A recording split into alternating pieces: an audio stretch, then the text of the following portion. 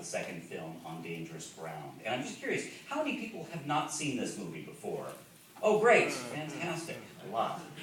Well, I'm glad you're seeing it here. This was not an easy film to see for a long time. It wasn't easy to see when it came out. RKO sort of dumped it, little knowing that the director, Nicholas Ray, would go on in a few short years to make movies like Rebel Without a Cause and so many other successful films of that decade. This was one of Bernard Herrmann's favorite of his own projects. It's one that he spoke about a great deal.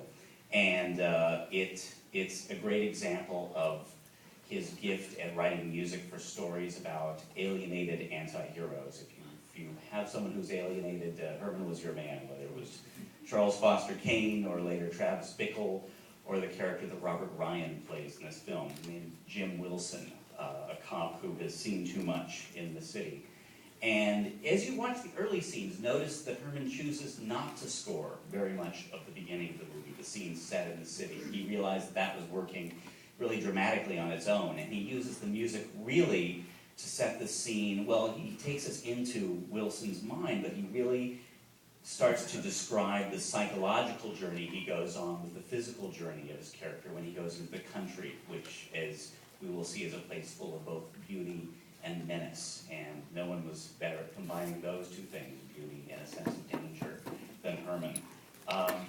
For the character of Mary, played by Ida Lupino, Herrmann had a very inventive idea that, again, goes back to that idea I was talking about earlier of his sense of orchestration. He chose a very unusual instrument, the viola d'amore, which he felt had a veiled quality, to use his phrase. And he said that because the character of Mary was blind and saw things differently, that the viola d'amore matched the color of her character. And Herrmann asked RKO to give a screen credit to the musician who played that very important voice in the score, and RKO refused. So Herrmann, who was temperamental but very generous, shared his own screen card, which otherwise would have been a solo card, with Virginia Majeski, who plays that part. And Herrmann saves the best for almost last with a cue that he called the death hunt.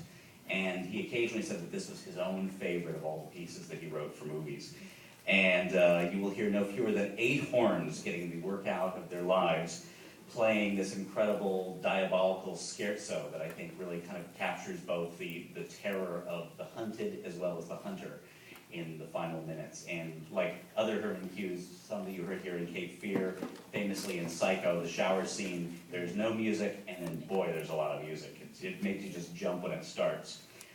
In 2007, the Death Hunt was chosen by Esa-Pekka Salonen and the Los Angeles Philharmonic to be the concert closer for the opening night of Disney Hall.